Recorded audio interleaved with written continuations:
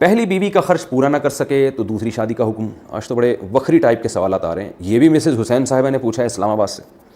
حسین صاحب سن رہے ہوں گے انشاءاللہ. اگر شوہر پہلی بیوی کو ہی صحیح طریقے سے نان نفقہ نہیں دے رہا تو کیا اس کے لیے دوسری شادی کرنا جائز ہوگا یا نہیں؟ دیکھیں, دوسری شادی تو مرد کے لیے اگر چاروں کے حقوق یا دو کے حقوق ادا کر سکتا ہے تو جائز ہے. ہاں, یہ ضرور ہے کہ ہر بیوی کا حق ادا کرنا پڑے گا. اگر کسی کا بھی حق ادا نہیں کرتا تو حرام ہے, ناجائز ہے, گناہ ہے. یہ جو قرآن میں آتا ہے کہ اگر تم عدل نہیں کر سکتے تو پھر ایک پر اکتفا کرو. یا عدل کا تو اصل مقصد ہے وہ یہ ہے کہ حقوق ادا اگر نہیں کر سکتے. تو اگر پہلی بیوی کا واقعی نان نفقہ ادا نہیں کر رہا اور دوسری شادی کرے گا تو پہلی بیوی کے نان نفقے میں اور کمی کر دے گا تو پھر یہ جائز نہیں ہے اس کے لیے. لیکن وہی بات آ جاتی ہے کہ نان نفقہ وہ نہیں ہوگا جس کو بیوی کہے گی نان نفقہ, بلکہ نان نفقہ وہ ہوگا جس کو شریعت کہے گی. کیونکہ آج مسز حسین صاحبہ, آپ کے علاوہ خواتین کی بات کر رہا ہوں, خواتین کے نان نفقے پورے ہو ہی نہیں رہے ہیں. وہ جتنا مرضی ان پہ خرچ کر لیا جائے, اکثر عورتیں جو ریکارڈنگ نہیں سن رہی ان کی بات کر رہا ہوں, وہ مانتی نہیں ہے کہ ہمارے میاں ہم پہ خرچ کرتے ہیں. حالانکہ جتنا شریعت نے میاں پر واجب کیا ہے اکثر میاں اس سے زیادہ خرچ کر رہے ہوتے ہیں, لیکن پھر بھی وہ نہیں مان رہی ہوتی.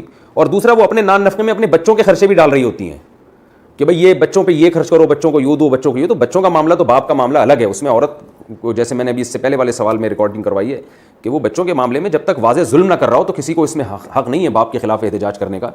تو وہ باپ جانے بچے جانے, لیکن خواتین بچوں پہ بھی زبردستی خرچ کروا رہی ہوتی ہیں شوہر سے. اب بچوں کو عید کے کپڑے بنا کے دینا, جوتے بنا کے دینا اخلاقی ذمہ داری ہے باپ کی, لیکن اگر وہ نہیں بنا سکتا تو یہ کوئی واجب نہیں ہے اس کے اوپر. تو اس لیے اس طرح کے خرچے بھی بہت زیادہ بعض خواتین کروا رہی ہوتی ہیں. تو اصول تو یہی ہے کہ پہلی بیوی کا نان نفقہ اگر ادا نہیں کر سکتا تو دوسری شادی کیسے اس کے لیے جائز ہوگی, کیونکہ وہ تو اس کا بھی حق ضائع ہوگا, بیوی کا حق ضائع ہوگا. لیکن اس سے مراد وہ نان نفقہ ہے جو شریعت نے واجب قرار دیا ہے.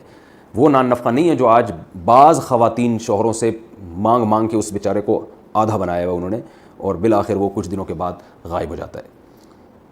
کیا شریعت